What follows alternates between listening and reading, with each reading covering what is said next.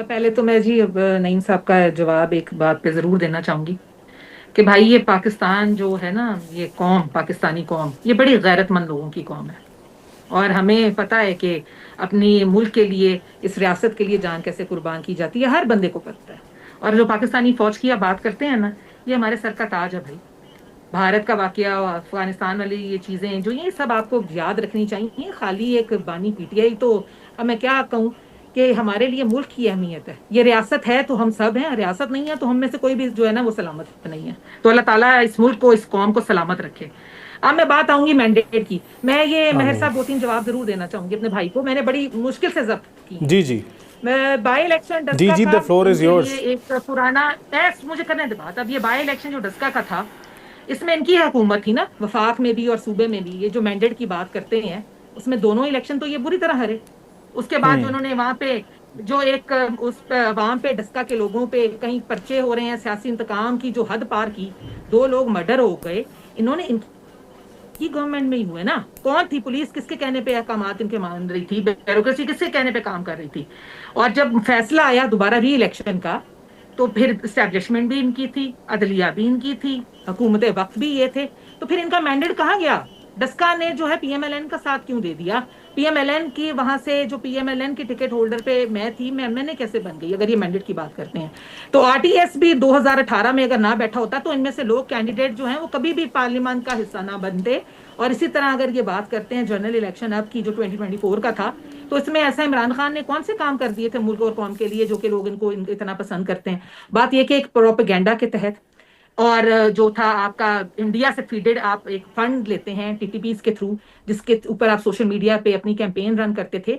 लोगों की जहन साजी आपने की, लोगों को आपने जो है वो इंतशार की तरफ जो है लेकर गए हैं। तो वो चीजें बड़ी वाजिया हैं। और अब बात करूंगी फिर से मुज़ाकरात की, हम्म। तो कमेटी बनाना, ये लोग सीरियस नहीं है मेहर साहब। अगर ये सीरियस होते तो आपका कोई तो ऐसी कमेटी की तश्कील ये कर चुके होते। आज इनके अपने चीफ विप गए हैं दोबारा, जो इनके बना रहे हैं ऑपोजिशन लीडर का नाम आया, कुछ लोग कहते हैं नहीं बनाना, कुछ लोग कहते हैं बनाना। तो ये खुद एक कंफ्यूजन स्टेट में है। ये अभी तक उस डिल्यूजन में है कि जहां पे ये समझते हैं कि इमरान खान खुदा न खास्ता हमारे लिए बहुत सुप्रीम पावर है, वो इनके लिए है।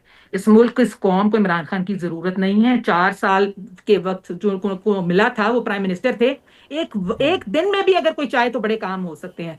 1.5 साल में पाकिस्तान की जो गवर्नमेंट इस वक्त पीएमएलएन को मिली है, इसमें क्या ऐसे कोई काम नहीं हुए? आप माशी इस्तेकाम देख लें, आप खारजा पॉलिसी देख लें, आप हमारा इस वक्त आप इंडेक्स का हाल देखें, आपके पास इंटरनेशनल मार्केट से लोग इन्वेस्ट करना चाह रहे हैं, आपके जो ठीक है। आपके बैरून मुल्क लोगों से आपके ताल्लुकात है वो बेहतर हो गए हैं। आप एक इनफरादी कुव्वत और ताकत बन के उभरे हैं। अमेरिका भी आपको मान गया है। तो मैं इनकी इन बातों को यही कहूंगी कि अभी भी वक्त है। आप रियासत पे हमले करें और आप कहें कि गवर्नमेंट पाकिस्तान फिर आपके साथ खड़ी होकर आपको चाहती है कि सियासी और जमहूरी निजाम को बेहतर बनाने के लिए, मजबूत करने के लिए हमसे बात करें।